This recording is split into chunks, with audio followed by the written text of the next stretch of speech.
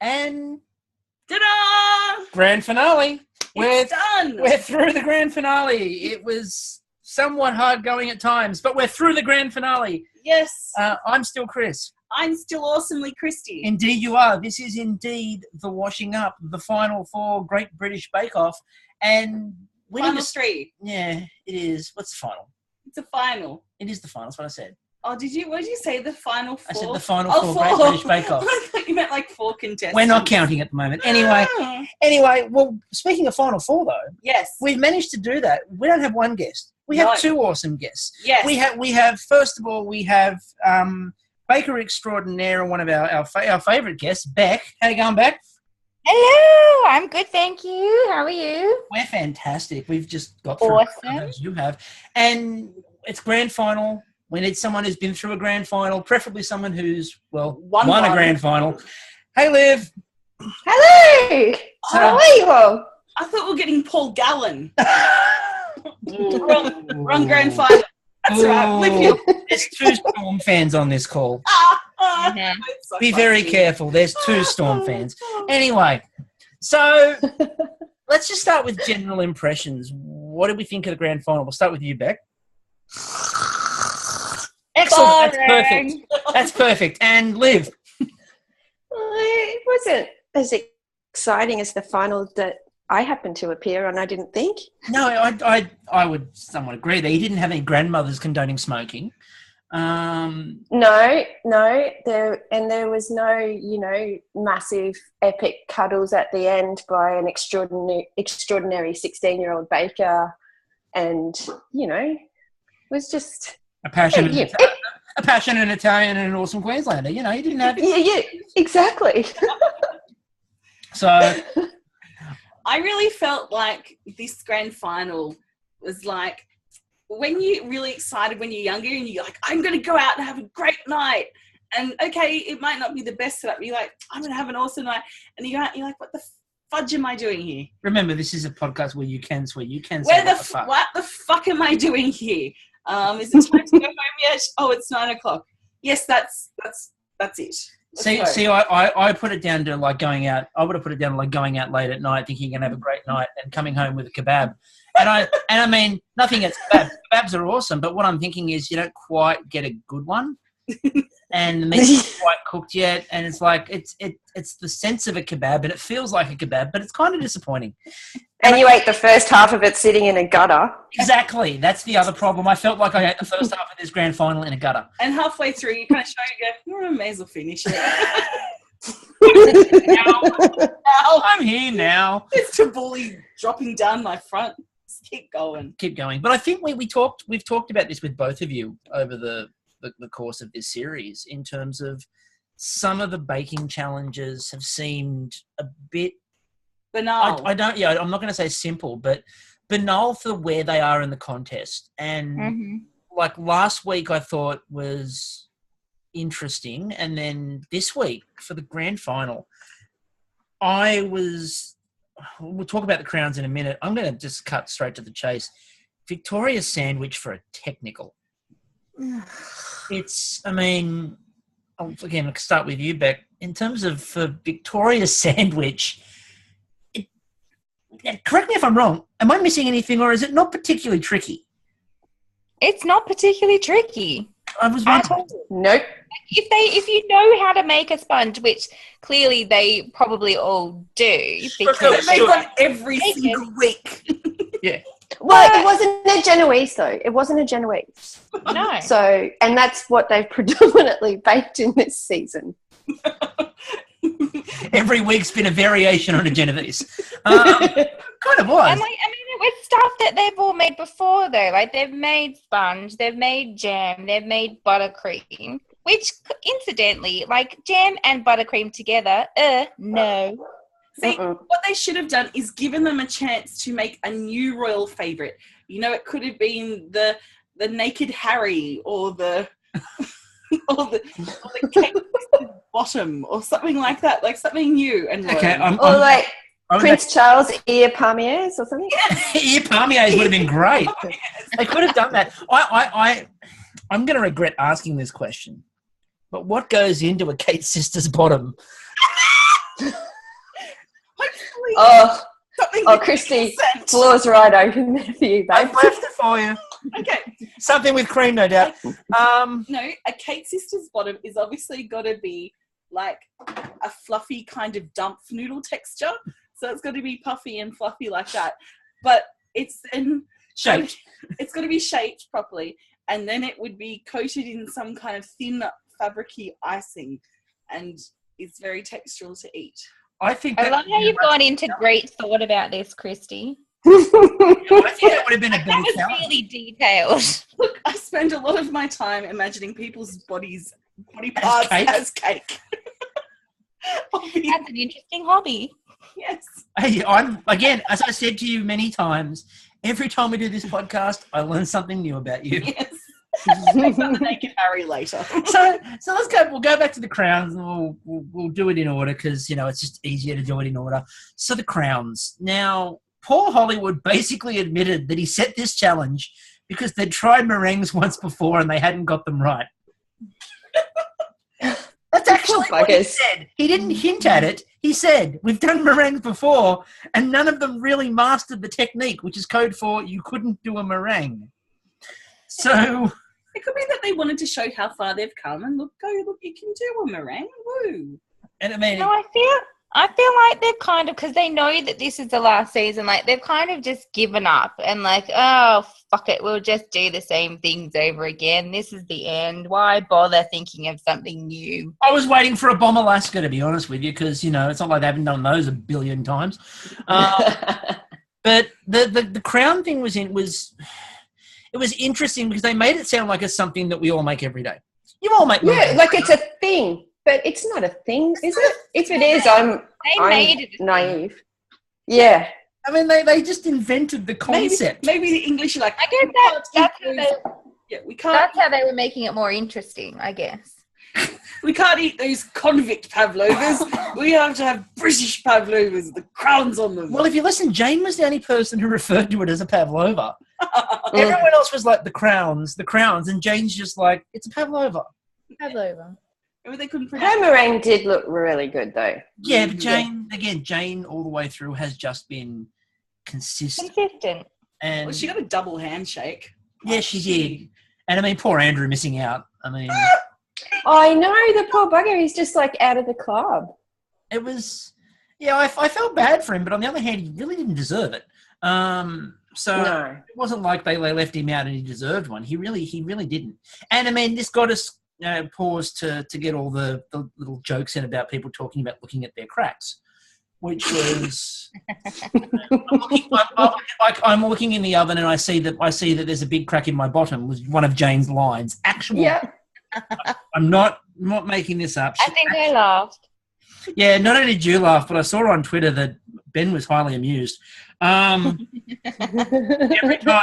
time the word crack seemed to come up, it's just There's someone was on Crack Watch. Was that Andrew? He's on Crack Watch? Yeah, Andrew was on Crack Watch, which does sound like a TV show they would have. It's like the new BBC thriller starring as Inspector Pavlova on Crack Watch. But it was, I mean, they looked pretty enough. And Candice does those fancy things well. And she did a really good job. I liked her little crown on the top. That was very dainty and pretty and impressive that she actually got off the mould intact. Yeah. Yes, I was worried it would stick. So I kind of held my breath a little bit when she was taking it off. I was like, yeah, me too. Although holding breath, watching Andrew put his crown on the top of that. Oh. yeah. It was on a board. Just pick the board up. Exactly. It didn't look like a crown. It looked like a brownie trefoil. So it looked like the trefoil badge. I was just waiting for Kate to come and go, that's one for my girls. But it was interesting to look at again the designs and the style and Jane had this one pegged all the way through. Jane was consistent and it wasn't just that normal sort of they're all really good. Jane spent the whole episode telling everyone Candice is going to win this. Mm-hmm. And look, Candice is just doing everything so well. I can't keep up with that girl. Maybe. Yeah, would she say you can't out Candace? And that was probably one of the truest statements in the series, because we've said this all the way along. What Candace, and Paul says it at the end. Paul at the end made a comment about Candace where he said she's an all or nothing baker. It either works beautifully or it fails magnificently. But if you notice, as she goes along, as she progresses, more things start to work than fail. Stuck a hell of a lot more. Like last week, she stuck a few more. This week, she pretty much stuck everything. And it was stuck some pigs on there too. She did indeed. And it was one of those. It was one of those things where with her crown and everything, and it's Jane just looked at it and went, yeah, you can't out Candace. And I knew exactly what she meant. Candace does this fancy stuff really well. You can't keep up with her on it. And I'd love to see what she does when she's got a lot of time, because it doesn't matter what you intend in the bake-off shed. Nothing ever looks the way you want it to. You might get it to taste right, but you never, ever, unless you're Antonio, get it to look the way that it's supposed to look. So it'd be really interesting to see what she can actually do, in normal life when she doesn't have, a couple of hours to make 49 things. So you did mean to have like a full jungle setup around. Not just a few trees around your booking. Yeah, it's going to have like full like Madagascar menagerie of animals. Rising up out of the background. Hot springs, made of some kind of Prosecco fountain. And of course. I mean, why wouldn't you have a Prosecco fountain? And who was it who had the booze this week? Because there was booze. Candace. Candace. Mm. And Andrew. Oh, yeah, Andrew had some booze as well. And that was, it was a lovely little farewell to Mary Berry of one last time, Mary, we're getting you rip-roaring drunk. So Candace quite easily had the best crown in the signature, and it wasn't really close. No, that was, I thought, what's the facey? Jane had the best crown. Jane. Yeah, and did you see when Paul cut them? Like James, he said, "Oh, the knife just slides through it." When he cut Candace's, it looked like it needed a bit of effort. It did. I thought it did too. I mean, it was really intriguing because the one thing you could definitely say for sure was after the first challenge, Andrew was in a world of trouble. And it just looked like he'd forgotten to turn up. and then we get to the technical, and we'll come back to now the Victoria sandwich which is something that Victoria and Albert did on a Saturday night. To celebrate. They had this cake to celebrate. No, they sent the other part of the sandwich home with this cake as a thank you. It was their award. Originally, it was a knighthood and different sort of titles, and by the end, they were doing it so often that they just gave them a cake. So there's a bit of history for you, folks. Does that change the That's historically correct. Does that change the phrase if I knew you were coming, I would have baked a cake? Anyway, I'm getting the reference in tonight because bugger it. Yeah. So the Victoria sandwich. Now, I did like the only thing I liked about this was what they did to them on the instructions.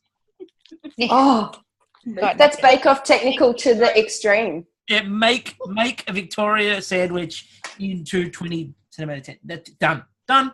That's it. Do you think when they were like thinking about a technical for the finale, what are we going to do for this technical? Something that we've never done before. I know. Let's give them no instructions whatsoever. That's a fantastic idea. Oh shit, we better give them something easy so that we get stuff at the end. Yeah, we might. Do you reckon that's what happened? Yeah. I mean, I've put forward this hypothesis a few times that I feel like they changed some of the challenges on the fly. And I think this was definitely one of those where I think they had in their mind before the series that for the grand finale, we won't give them any instructions for the technical.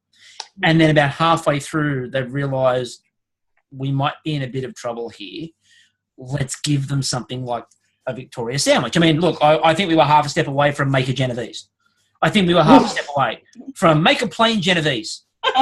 That's it. That's all you have to do. But surely there's other things you could pick. Like you ladies would know, what. Okay, well, here's a question. Then I'll throw this one to you, Beck, as your current culinary school training and stuff like that, which I know is a lot of theory and health and safety. But Very much agree. She could see Olivia needs to go get training. She... After my almost cut my toe off episode a week ago, yes, I might talk to you after the pod. You give me some hints. All right. So, Beck, The main one is really just wear shoes. and done. drop knives. We try to practice at home anyway, so. Wear shoes, drop knives. There you go. There's your rules. What would you set, Beck? You get a choice of anything for a technical. What would you set? Oh, God. That's a tricky one. I like asking tough questions. Because, yeah. I mean, you want to pick something hard, but you don't want to pick something too hard. Like they've never... Although if you pick something they never heard of... They did that all the time. The dump noodle. It was what Val got right. Yeah, but that's good. It's good if they've never heard of it because they don't know what the fuck it is. Exactly. That was why it was Val's lasting legacy. Because they stand there going, well, I don't know what the fuck this is. Is that, I think it was like, again, in the Darth Noodle one where I think it was Jane who went, that's right, I think. I don't know. I've never seen one. I don't know. I just don't know. And then they came back, and even when Paul explained what it should have looked like, the response, still don't quite get it. So, yeah, what do you reckon you'd pick?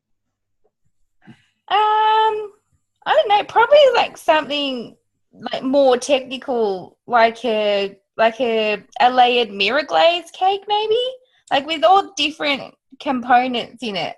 Yeah, that's a great idea. I'm Like thinking, something harder, like, you know, a cake layer, a mousse layer, a crunchy layer, a meringue layer, and then finished off, you know, with like a mirror glaze and like some sort of decoration on the outside.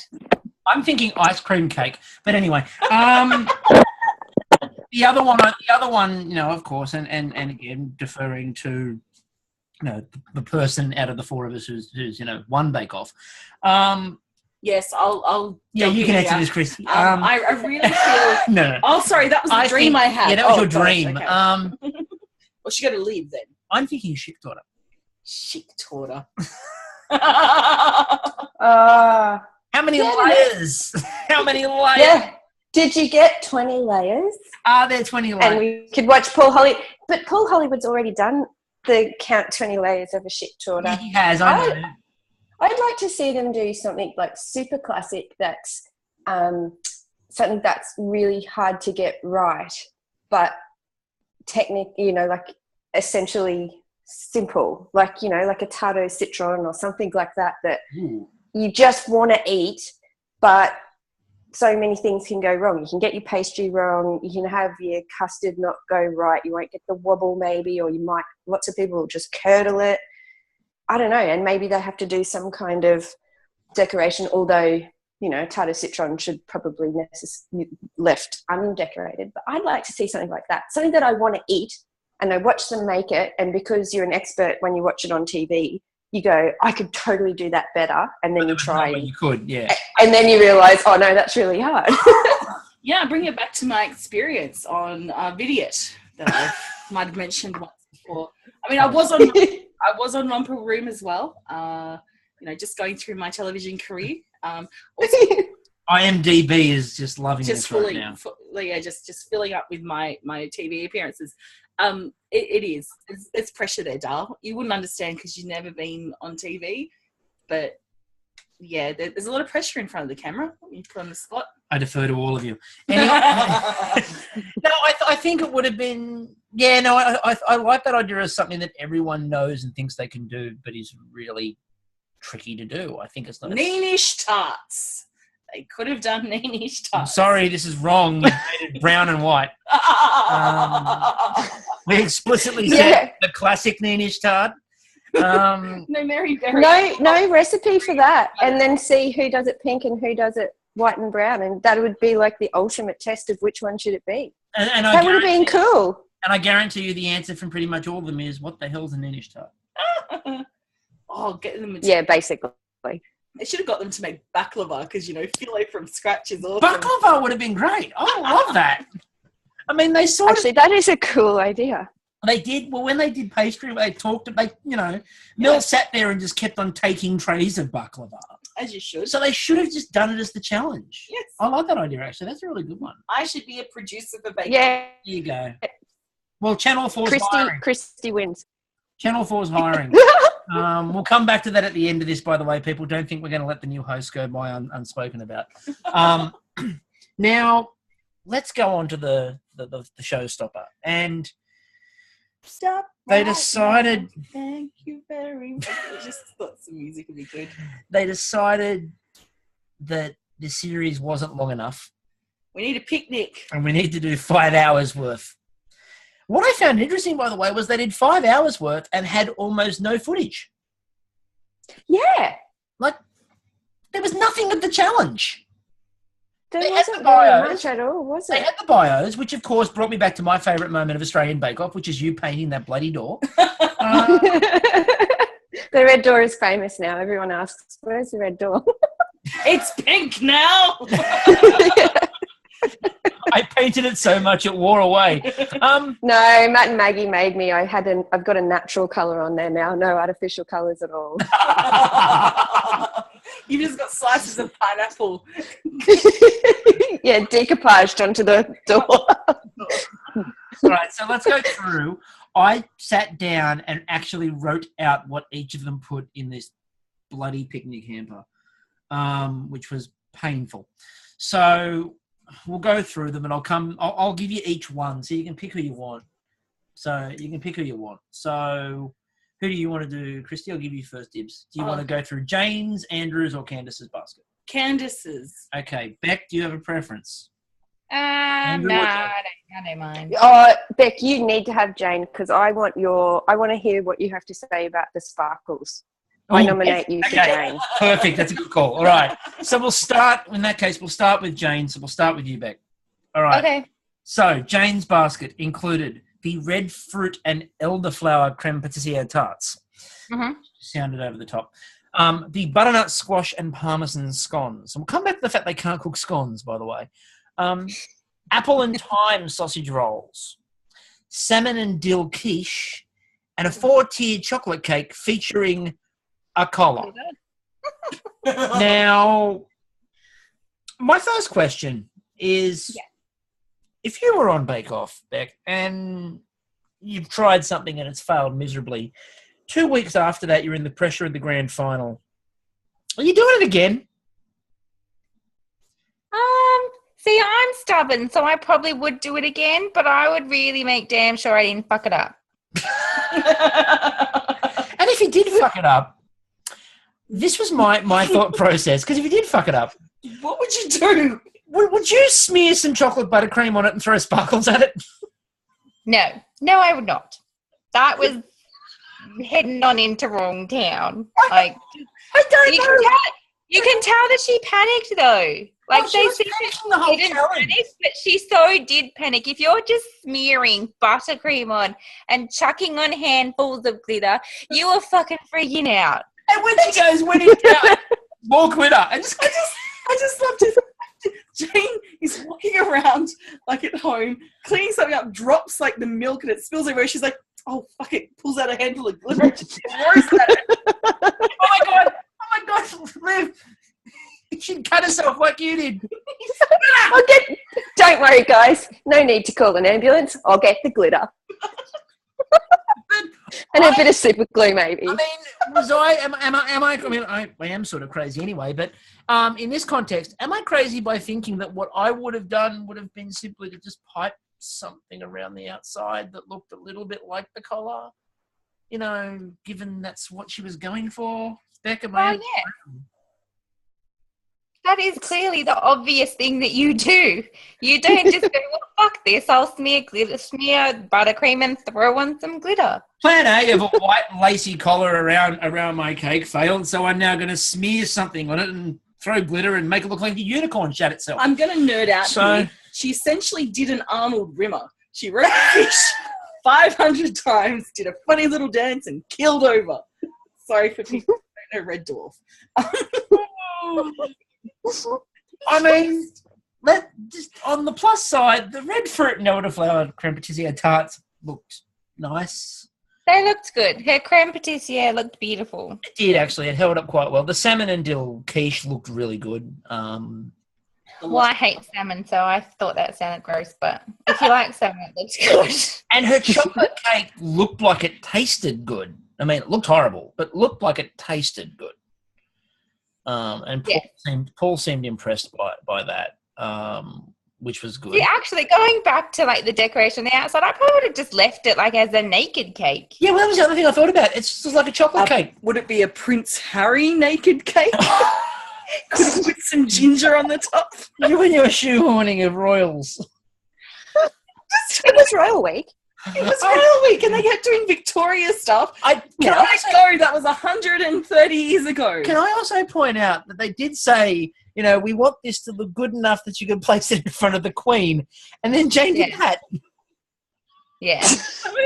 And they were talking about that cake is one of the Queen's favourites. She finally gets to meet the Queen, and she's in the line, and they're just like, you just say hello, ma'am, and curtsy. And she's like panics, throws glitter at the Queen, and runs away.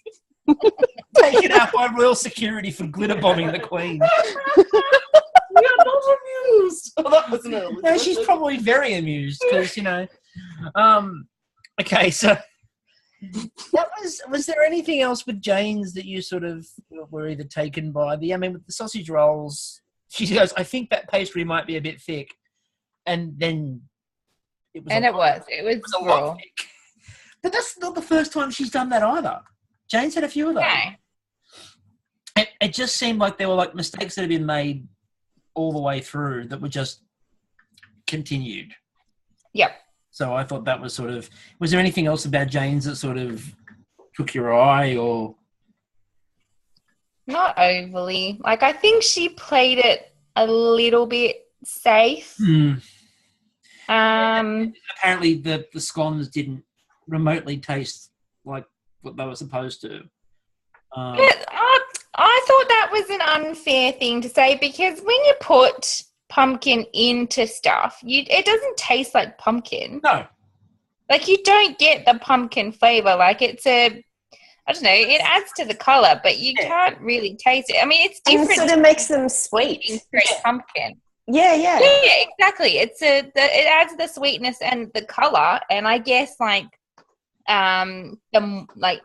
the moist, I hate that word, moistness, but I hate the word moist, but I had to say it. You just said it. Every time you say I hate the word moist. I hate it. Like, smear is a terrible word, and that's always associated with cooking as well. And Moist. Anyway. I thought that was unfair to say, I can't taste, the butternut squash. Well, you were never going to. Like, it's not that kind of an intense flavour. I'm thinking Hollywood's going to sink without having Mary Berry there to tell him how to cook. I'm having an existential crisis trying to work out what pumpkin actually tastes like because it's like sweet water. Like when you eat it, after it's roasted, it's just sweet water. That's probably a good description.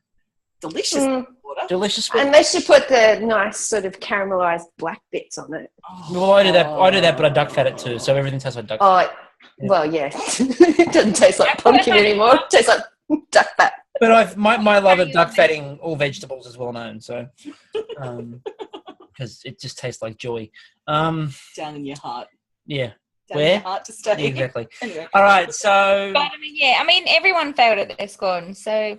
Everyone did. And speaking of everyone failing at scones, Liv, let's go through Andrew, shall we?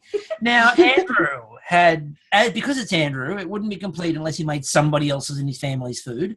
So we cooked Gran's chocolate cake, which again... I like the family tie to things because that's sort of my thing too. I'm pretty cool with that. So do I. My only complaint was that Andrew did that every week. He made some... Again, I don't think he had an original recipe. It was all, someone in my family's done this before. But Gran's chocolate cake, which everybody raved about, the smoked cheddar and paprika scones, interesting choice, sausage and chorizo jam rolls, strawberry and pistachio tarts, and the sweet potato, goat's cheese, and caramelized onion quiche. Now, of that, the strawberry and pistachio tarts, they looked great until they did. Until you went to pick them up. Yeah, you could see his pastry was a little bit light, but it did look like it was cooked. And I think Paul Hollywood's comment about the sugar syrup seemed like it might have been accurate. And it, you know, when you finish a bake, and not to ruin the magic of TV, but there's a little while where they film your food. Yeah. So it probably had a little extra bit of time for all of that sugar syrup to soak into his tart shells, but they looked pretty. Though the creme pat just weirded me out by the pale colour of green. Like, it wasn't pistachio green, which is probably a good thing. Yeah. But I had to go back and think about what his tart flavours were, because I just kept looking at it and saying to my husband, why is his creme pat so green? Like, has he got off eggs? Or was there much for a change? I mean, yeah, well, that's not a bad thing. But like, I think they looked really pretty. They looked beautiful. Yeah, sorry, Fee. I thought they looked really, really beautiful. And his sausage rolls looked all right. Yeah. Although I think this was my real issue with the finale in general, because they had to, or the showstopper, because they had to do so many things.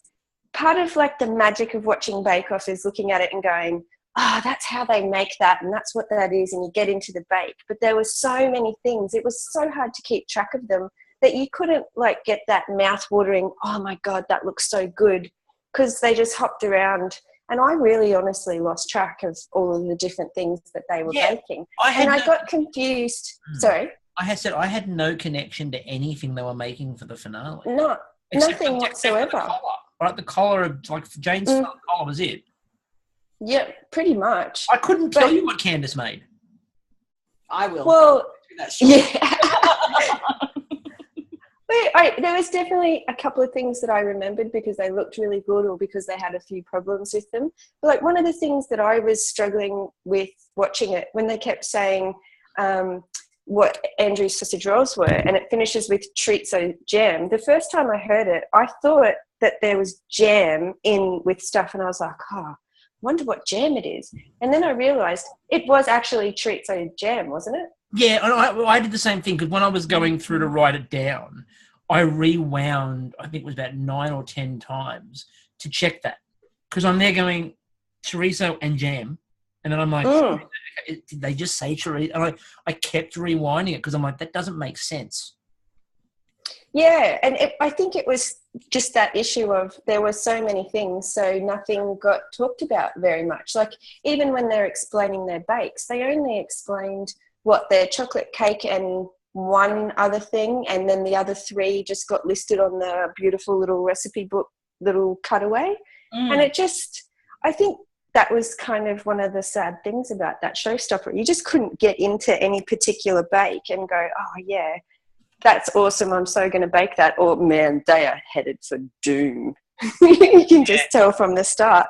But the thing about Andrew, the thing that I was so in love with, apart from his Scottish accent and how he says now, which I can't say because I'm bogan, is his spreadsheet of 5-minute intervals of where he needs to be. That was just brilliant. That would have taken so long to work out those timings for someone who's as disorganised as I am anyway.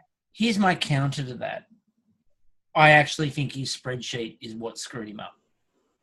Because maybe. He didn't, and you know this obviously better than we do, under that grand final pressure, things are not going to go the way you want them to go. And you've got hosts coming over. I mean, Sue Perkins made the joke about it where she came over and said, oh, here we go on your timetable. Sue comes over and says something, a name to distract me.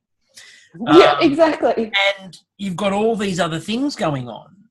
And so many things. Like, are you going to put your thing in the oven? We need to catch a shot of that. Yeah. And it was because, like, he had everything down to like the last minute, and he admitted within 10 minutes he was already out timing wise. And Andrew, when he structures himself like that, doesn't cope when it doesn't work. Yeah, well, it doesn't leave much room for correction, does it? Or, you know, if you go off plan, you know you're going to screw up the rest of your plan, so you stick to your plan even though you should have modified it. And although still, the boy put a spreadsheet together. It was excellent. The most Andrew thing in the competition. It was the most Andrew thing. And some people like and it looked work with that. It looked complicated to read. I was looking at it thinking that would take me so long to find where I was. I would have to like put in time for like this 5 minutes, find where you are on your spreadsheet. This 5 minutes here, turn around the camera and say the word fuck 3 times. And back you go. Mine would say, bring in your baking stunt double. Exactly. Sneak in Liv And feed. and get them to both bake your stuff for you. Exactly. Cut hand open now. Drop knife. Drop knife. Yeah, drop knife. It's not drop mic anymore. It's drop knife. Knife drop. Knife drop. I think with Andrew it was organisation, which is good in what he does, but he threw himself off a little bit. And you have the 3 of them give you a really interesting contrast. Jane, absolute chaos, no organisation whatsoever. Andrew, that's me. Yeah. Andrew, hyper organisation. Then you have Candace, and Candace was down the middle because Candace is like, I know the order in which I'm doing everything, but I haven't written it down. I know what order I have to do this She in. had some little run And sheet. I'm just going to sort of do the order as I know, but we'll see what comes. And basically, she changed it up as she went in terms of what she had to do. But she did have a basic running order, but she wasn't going to be bound to the running order. Are we moving on to Candace now? Or? So we'll move on to Candace now. Candace We. made a choc orange and cardamom cake. Yum. Sausage rolls were bacon and mushroom with black pudding and, of course, the crackling tail. Uh-huh. And that was purely to win over Paul Hollywood. No I mean, shit, won me seriously. over. So it won me over too. Manchego and olive scones, salmon and asparagus quiche. I'm not a big asparagus fan, so I struggle with that one a little bit. And rhubarb and custard tarts. She went simple for the tart, but she also... I loved that Mary Berry was thrilled by the fact that she didn't do them in a normal tart case. Yeah, she's like, oh, you put it in a brioche case. It's very clever. I thought they looked kind of informal myself, but who am I to give that title? I'm not Mary Berry. For that moment, it was like Mary Berry was in the room. Yes. That's what I was thinking. No, she did pretty well because, as I said, the rhubarb could have moistened the shit out of it. Yeah, and I think she could have Andrewed her tart. She's done that before, hasn't she? There was something. Yeah, what else something was moist. it? It was the. I'm just saying that word a lot for Beck's Fondant fancies. Just for Beck. It was. Yes, the fancies. Yes, and and then with the stuff in the middle. Yeah, and it was like the cherry. The cherry could have sunk through. You know, it could have been. It could have been brilliant, or it could have been disastrous. Our favourite Hollywoodism. So yeah, so I think overall she and it's hard to tell because as we've all said, there wasn't a lot of storytelling with their bakes, so you're kind of guessing where people are at, and you can only judge by the final product. So I really wanted to have my food porn moment with the pig sausage rolls because I'm thinking she's on trend, using the black pudding and also making them cute little animals because, as we know, cute animals in Bake Off are a must. they're essential. They're essential. Whether you're baking a sausage rolls or Signs of the Zodiac. Exactly. You've got to have those. So I think she was on trend there. But she didn't have the pig pen and all the mud and the farm around it. Toy activity set is what you're saying. Yeah, but then her audience was the Queen, not Prince George. Actually, just quickly, because back in culinary school, are they teaching you that toy activity sets are the way forward in baking? Because with decorations. No. That's not till next week. That's next week. I'm going there. That's the Women's Weekly week in baking school. You haven't got there yet, have you? No. See, in your Women's Weekly. Yeah.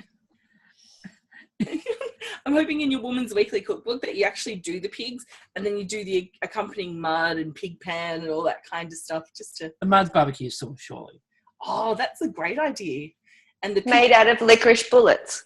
Yeah, well, if it's the Women's Weekly cookbook, everything's made of licorice bullets. I believe the Woman's Weekly Cookbook is made of licorice bullets. Oh my gosh, my friend Ginny over in Perth. Hello, Ginny. I know Is you're not she listening. anywhere near the tower? Possibly. Anyway. No, I think that's stuff. She made the swimming pool cake for her kid's birthday.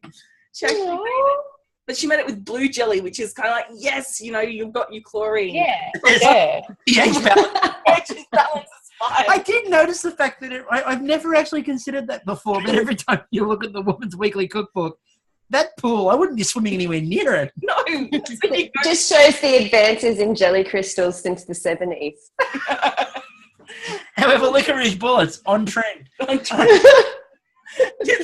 There's not enough. Actually, I'm hoping in the next Australian Bake Off they do a kids' cake section. But anyway, back at the Candice. Back at the Candice Ranch. So we've got back at the Candice Ranch. Back at the Candice Ranch. So she did her chocolate cake, which was that orange and cardamom, and it actually looked nice with the layers. Like everything looked balanced. So, unlike the Victoria sponge, which no one fucking leveled out, like that shut me. It's like, seriously, how hard can that be? Where was the spirit level? Yeah, where was Andrew going? Oh, that side's a bit. Surely, actually, that's a good point. Back to that briefly. Why did Andrew not produce a spirit level to check if his Victoria sponge was level? I mean, he's so pedantic about everything else. Where was it? And, we saw the bakers from Great Australian Bake Off leveling everything off. The fuck are the British doing? Like, do they need a better optical plan? Apparently, they not only is it British teeth, but it's also British eyesight. Is the tent on a bit of a slope? is that what's going on? Maybe that was it. Are they just so scared by Paul Hollywood? That Hollywood look that he gave Jane tonight. Ooh. Oh. That was staring daggers through you. Yeah. She at least told him off for it. Yeah, that's when she looked at him and went, "Don't do that to me, Paul. Don't do that, Paul." My favourite Hollywood part, and you heard me doing it, was when he's just gone, scone. Yes, like he was randomly ordering food, or he just randomly in the middle of the night blurts out types of food, which led to this discussion that we had for about 15 minutes of him just sitting in his house in the middle of the night, wakes up and he's like, "Sandwich!" Maybe he had baker's Tourette's. Moist, smear. Moist man. Oh no! Don't put them together. That's even worse. Moist smeared ganache. No! Don't do it. Now we've really ruined our guests. I'm so cringy now. Now you just need a piping bag to pop with an air bubble for the noise to finish it all off, and you've got a slam dunk. I'm like, this is the last one for the season. Like, Ben's not going to let It's just gone wrong. Looking at this tweet from Ben tomorrow going, "What did you do to her?" She's in the corner rocking back and forth. She wouldn't go to your school at all today. I don't have school tomorrow anyway. I can recover. Not anymore, you don't. And to bring it back, they finished. Everyone went, "Oh, that's what you made." Okay. Sure. Good. Yay. And her quiches did look like pretty with the asparagus. They did really look really good. And I thought it was...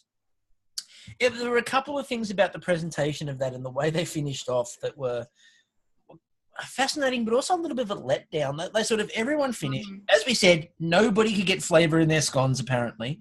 Although, I'm a bit with you, Christy, in terms of I think that flavoured scones are a bit of an abomination. It's if they're done right, they're delicious. I don't know. The berry and white choc, those sorts of flavours. The chocolate works quite well. It just reminds me of bad supermarket purchases when you go, "Oh, this is going to taste really good." And you're like, should have just got normal scones. It doesn't. However, where the scones do taste fantastic. Where? The scones taste fantastic at Michelle's Patisserie. There we go. We'll just get that out there for the brand. For the face of Michelle's. For the face of Michelle. Thanks, guys. No problems. Any time left. But no, the presentation at the end was kind of a bit lackluster. Andrew has had Ferris wheels and eyes that link together and turn, and they just sort of brought things up in a basket and on a board. and it didn't look pretty appetizing at all, and there was no real theme to it. Even it was like fit for the Queen. What sort of theme is that? Like, it wasn't a theme. It was an completely manufactured theme, and there was no link. Again, like if you'd come back with your, Harry tarts, which would have been appropriate, and all corgi buns. Corgi buns. There you go. Like, at least then you can pretend. Yeah. Corgi sausage rolls would have been so cool. Why did she call them piggies? She should have called them corgis. Oh my god, that's like the best idea ever. We think of it almost a year after the filming. It's basically a year after this was filmed, and we've just come up with the fact they should have been called corgis. Candace, if you hear this, and I know the chances are slim to none, but if you do happen to hear this, you should call them corgis and release them in your next book. Yes. Anyway, the presentation was not the greatest in the world. And the other thing is, normally in a final you would expect tension to be built up as to who's going to win with the judging. There was no tension. The editing for the whole series has been we know that. But I don't think this was editing, to be honest with you. I don't think there was a way for them to, with the way the bakes came out, Jane's were okay, but there were obviously massive issues. Andrew's chocolate cake was amazing, but everything else was sort of... it was easy. You go, Jane won, like Jane's pavlova, hands down the best. Yep. Then you go, but Andrew won the technical, and he did this, right? His chocolate cake in that picnic was fantastic. It was phenomenal. Best chocolate cake I've had. Mm-hmm. And then you're like, and Candace came second in both of those. She was the runner-up, and she seemed to have pushed ahead here in the thing, but you don't, you know what I mean? Like, there is tension you can build. I know you can build it if you do that sort of editing. The problem was this wasn't... She scraped the final challenge. She annihilated them in the final challenge. The only thing that she didn't do better than the others was the cake. And as we said, that was... The way that was presented was even like the cake was like an afterthought. And given that they said at the start that the cake was the Queen's favourite part of this sort of thing, they didn't push the cake at all. And then everything else that Candace did, they went, that's great, that's fantastic, that's great, that's fantastic. Oh, by the way, we can't taste the cheese. But beyond that, everything's fantastic. And it was just the way the final challenge worked out. Yeah. Candace, when they went into the judging and they were talking to Paul and Mary about it, when they said, do you think you know who's won? Everyone knew. Like, I don't think there was anyone who sat at home and went, oh, I think Jane might have this, or Andrew might have squeaked that. Well, everyone anyone went, who listened Candace. to our very first podcast knew too. Although I think we've done a very good job this series of not letting everyone know that Candace won. We've been pretty good about it, but I don't know. What do you reckon overall? Well, we'll start with you, Beck, in terms of, I know you've had a bit of a love-hate relationship with Candace. Worthy winner? I think so. Like, at the end of the day, she pulled out all the stops, and like she was kind of like, go big or go home. So you have to give her credit for that. Yeah, I think she did. She sort of, as I said, did the big challenges well. Struggled with the smaller ones, but did the big challenges really well. I don't know, Liv, what do you reckon in terms of when I spoke to you before about this in particular? You mentioned the peacock being quite similar to a Nadia thing the season before, which I 100%. Just a little bit. I think, though, I have to say that Candace deserves to win simply because she did the entire bake-off in heels. True. And a full face of makeup. And the other thing, again, I did not move. And the baking thing that I'll point out is in that final challenge, do you remember Candace even remotely panicking or worrying or looking flustered? She seemed really quite in control and sort of basically like she was soaking up every last minute of Bake Off. Like she had that sort of calm come over her, like I'm just going to see how I go or just do my best. And I thought she was very cute in her little final interview where she's like, I'm good. I was like, because I did get to sort of like Candace quite a bit the more we watched. And I think apart from Selassie, she was the only one that you started to sort of, well, I did anyway, just started to get into and identify a little bit with, whereas normally I'm devastated every time someone goes home on Great British Bake Off, whereas this season it just didn't concern me at all who was going to go home. I was like, oh, just finish it, just so the episode ends. But yeah, no, I thought she deserved to win for the heels. Like, we weren't allowed to wear heels. Not that I would have wanted to spend 12 hours in the Bake-Off shed in heels. We know you and Cruz apparently aren't friends when cooking. They obviously got WH training. WH&S training. Yeah, I would have managed to put a heel through my leg or something if I'd have worn heels on Bake-Off. But I was really impressed by that, because that girl would have been standing in those heels for so many hours, day after day after day.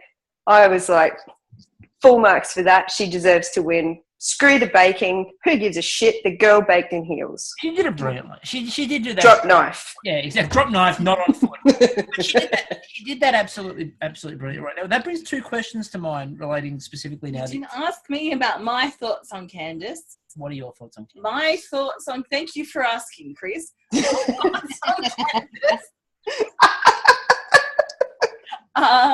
That she was the only person who seemed to go away and actually extend herself. Like, you could see that there was a progression in her craft.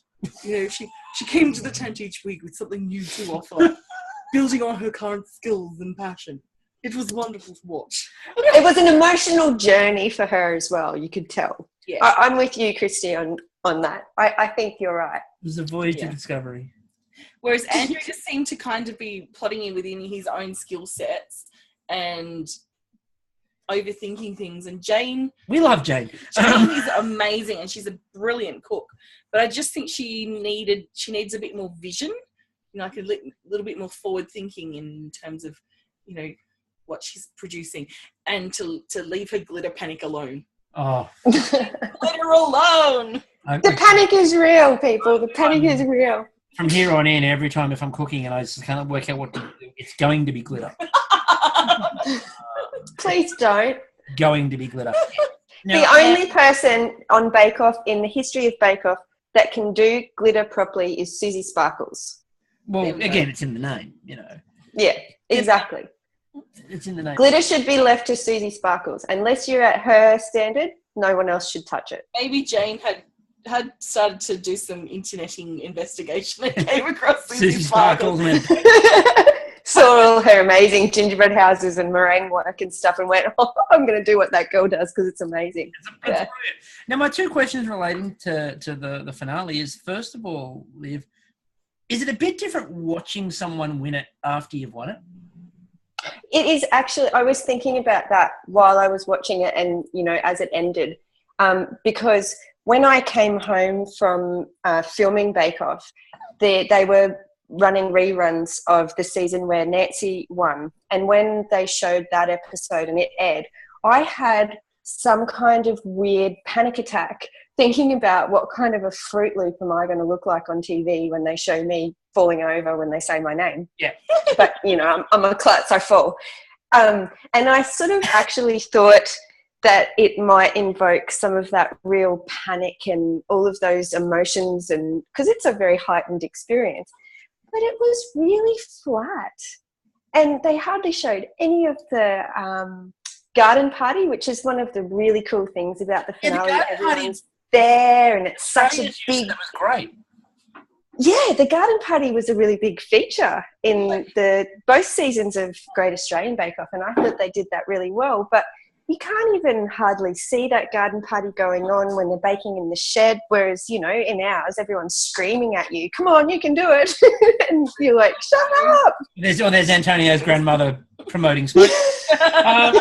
Exactly. But it really didn't seem to have that real hype and that sense of sort of tension leading up to someone having the ultimate success, and that real sort of happy feeling you get when you see someone win, and that sadness for the other two that don't because they did just as much work.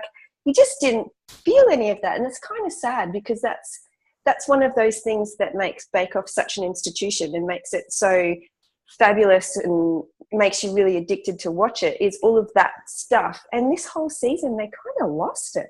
Yeah. And I'm sad about it. Yeah, and it looks like in the that beautiful contrast of the garden party where everyone's like chilled out and doing it, and there's excitement building, as opposed to the kind of like focused, quiet, stress in the tension in the shed.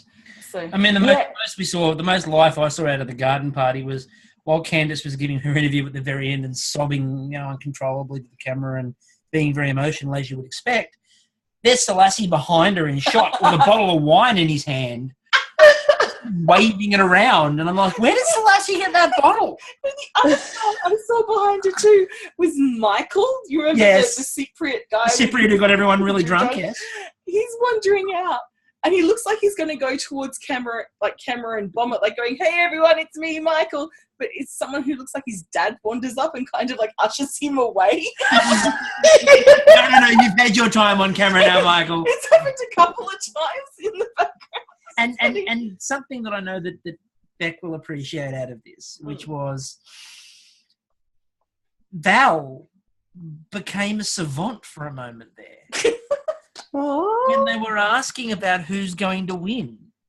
And Val just became this savant where she went, it'll be Candace, because Candace has been very focused and she's been improving week after week and she just gets better all the time. And I'm like, Val.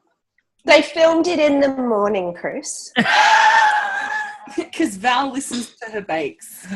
Val was listening to everybody's ovens, apparently. Yeah. And the ovens were saying, go Candace. I do like the piggy pastries are speaking to me. I do like the fact that they let her back in as well. I thought that was nice. Back into Yorkshire. Yeah, they let her back into Yorkshire at the end. I think that's code for, again, they let her back into the home. Yes. And we finally acknowledged that, yes, she was on that bus. We finally freed. He's finally free. Glenn's out. He's like, oh my God, everyone thought I was crazy. Now they finally believe me. Honey, I'm home. Where have you been? You don't want to know. They called me Val for weeks. Like Homer Simpson. He has a stamp on him saying sane. Who's really crazy? Who could tell? Not me. I've got this.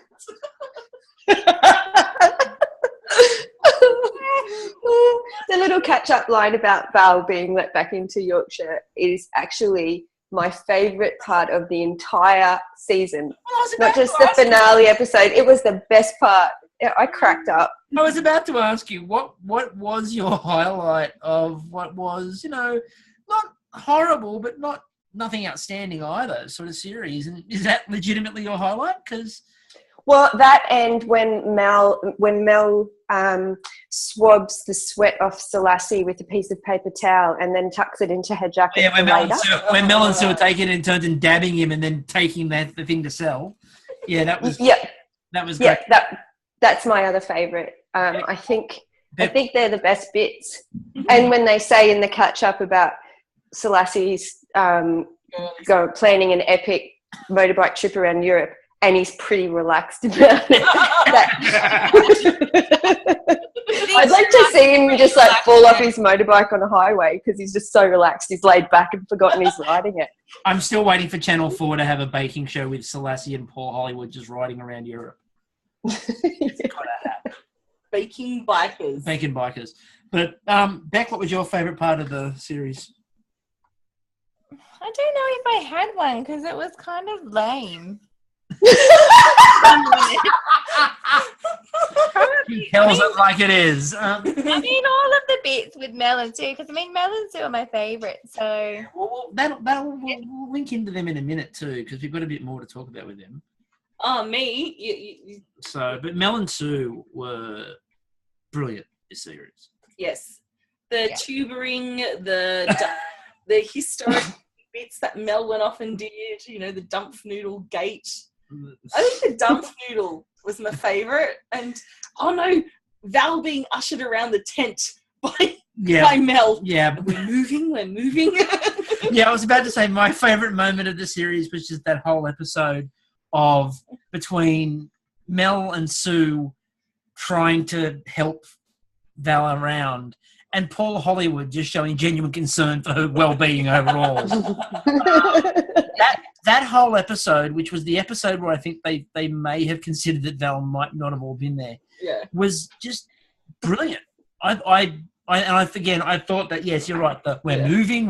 Where are we going, Val? Where are we going? What are we doing? Val? Where are we going? We're going here, are we? Yes. No, we're over here now. Oh, there was also the innuendo when between Mary Berry and Candace. Oh, what yes. did she bake? And she's like, and Candace is like, "Oh, get that into your mouth," or something like that to Mary Berry. Oh, I've got to remember. It was a saucy tart line or something like that. Yeah. There was that sort of back and forth. There was a couple of those sorts of bits. Now that leads us beautifully into the last part of this, which is they've announced the new lineup for Channel 4 for Great British Bake Off. It's the end of Bake Off as we know it. Well, it really is. It's like a high school. You need a song like the end of high school for this. Yeah. It was either that, or it was either going to be end of Bake Off as we know it, or it'll be like Vitamin C, Friends Forever. As we go on, we'll remember all the times Paul had together. Not anyone else, just Paul. Now, the new hosts, first of all, Paul Hollywood. He's a young upstart. I don't know if he's got anything to do with baking. I don't know where he's come from and why they picked him up to put him in somewhere like a bake-off tent. Don't know his background. No. And the other judge is Prue. Prue Leaf. Prue and True. So Prue. now, Prue. I'm going to say Prue the whole time. Prue. Thanks for that. No, but Prue's her background, obviously, she's on British Menu, which is a great show. But I don't know. I mean, do you ladies have any thoughts on her before we get to the other hosts? No. Yeah. I love Prue Leith. I love her on Great British Menu. I'm just interested that she seems, I mean, I could be totally ignorant of her background, but, from what I know, which is, tainted with Bogan, is that she's more known for her food writing and, more as like a food critic, which obviously as a judge is not a bad thing. But I thought the whole concept of Bake Off was how to do it yourself. And there is a big difference between being able to do it and just being able to say, it tastes nice or it doesn't. Obviously, Prue Leith is far more qualified than it just tastes nice or it doesn't. But that's my only sort of reservation. I love her otherwise. I think she's fab. I've eaten that many cakes and pastries. I reckon I'd be good at telling you if it tasted good or not. Exactly. And the bit that threw me off, however, wasn't so much Prue Leaf, because, you can take all the... I can see that, yeah. Okay, the host. Now, before I get into the host, I haven't mentioned to you... What? The original choice for the hosts. Who was it? It was reported in the media 2 days ago. They offered French and Saunders $2.5 million. Oh my God, that would have been amazing. There's no way they would have said yes. They offered them $2.5 million and they went, no chance. No. Far out. Like, 2.5 million. I don't get up out of bed for at least 3. No, Jennifer Saunders is looking at it and going, it's not a car show. Yeah, she's a pet friend. She's a pet friend. If they offered a Top Gear, she would have jumped. Yeah, I don't care. Dawn French on the other... Oh, they could have reprised the characters from Let Them Eat Cake, which is just like a 4-part series. If you haven't seen it, it's great. Fantastic. Set in what's it called? France, the revolutionary France. Brilliant. Anyway, back to... The actual host. The actual host, yes. Yeah, the actual hosts are Sandy Togsvig is the first one of the hosts. And again, I love Sandy. I really do. I wonder if they'll make Danishes as their first Danishes is the first challenge. I was thinking that. And I think she's done a fantastic job with QI. And I'm interested in that, by the way, because, of course, she's taken over QI, one of the flagship shows for the BBC, and now she's doing Bake Off on Channel 4 at the same time. That's interesting. Yes. And the other host is what threw me. Noel Fielding. I always call him Neil. I love Noel Fielding. I love Noel Fielding. For Bake Off, however, with Sandy Togsvig. Yeah. With Sandy, I don't know. So, but he's cool. Imagine the crazy jokes that are going to come out of it. Like, he'll throw glitter. He will actually probably dance around the middle of the shed, throwing, puffs of glitter and singing a song. Panther. He'd be walking around with someone's sausage roll down his pants. What if we made that a panther? No, we can't make everything a panther. Not with that attitude, we can't. No, I love But yeah, I love that's a really odd couple. it. It is. Yeah, the pairing is off. Mm. Yeah. It'll work, but it just won't be Yeah. Mel and Sue. It won't be Mel and Sue. And I've put this theory forward last week that I think the hosts, almost more so for the audience than the people probably, and again, you know, we have someone who can speak to this, but the hosts for the people at home are really vital because they can talk you through when it's a really tense moment. They either break the tension or they're there to look like they're supporting both the baker and then the audience sort of in turn and coaching them through something that's going badly. See, Sandy, I think, has the maturity to be able to do that. And it depends on what kind of energy Noel brings to the tent, whether he'll be like consoling and putting the focus on the bakers or if he'll draw focus. He'll chew the scenery, you know, it depends on what's going to go on. It depends if it's Noel Fielding. If it's Noel Fielding, sort of a more reserved, funny but reserved Noel Fielding, or if it's Noel Fielding thinking that Paloma Faith is a guest in the tent. Yes. I wanted those two to have babies so bad. And then I wanted to adopt those babies. Again, I learn so much every podcast. But, I mean, Beck, what do you reckon about said Noel? I love Noel, but I don't know about the pairing. Mm-hmm. I just, it seems like a weird move away from Mel and Sue to those two. Because Sandy is so, like, posh and, you know, she's like, you know, the female version of Stephen Fry. Yes. It's just not sure how they're going to, you know, gel with each other because Noel Fielding is, like, so far opposite from her. Oh, yeah. I mean, one of my favourite episodes of QI is the one with Noel Fielding and Ross Noble and Colin Lane. And that's just madness from the first moment it started. Stephen Fry didn't even try to hold the reins. He just go. Oh, you wouldn't be able to. Like, even with just Noel and Ross Noble, like, if you've been to a Ross Noble comedy show, it's like, what the hell? Ross like, Noble he comedy goes show. so far off on a tangent, like, that you can't even see him anymore. Then somehow he is able to, like, bring it all the way back to that initial thing that he's talking about. And it's like, how the hell did he do that? Because he was so far off, you know, over the horizon that you just couldn't see it anymore. And so, there's no way. My first Ross Noble show, with my first Ross Noble show that I ever attended, I actually had a sore cheeks from laughing, and he hadn't even come on stage yet. He's doing his, and now, ladies and gentlemen, would you please? And then he does 10 minutes of things you should do to welcome into the stage. Scarf, strangle a panther. You know, it's like all this just randomness, and I can sort of. And he's big on monkey. I can sort of see Noel Fielding doing this too, so I think it'll be interesting. Mm-hmm. So I think it's an interesting mix. I don't know if it'll have time. Most new pairings need time to. Can I just say though, I'm not disappointed by it. You know, it's not like when the Eurovision Australian contestant was announced. I was disappointed by that. Not because he's a bad singer. He's just young. What's his name again? Isaiah Firebrace. Yeah. But that's leading on to our next endeavour. So with that, I think we've covered the grand final quite well.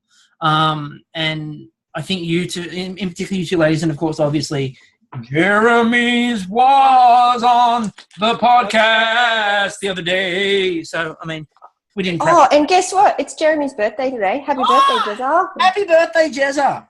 Happy birthday to you. I'm not married man. It's okay. I do that at trivia for people's birthdays as the host. They love it.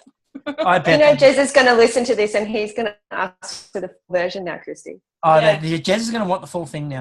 So we'll do it later for him. I charge $5.99 a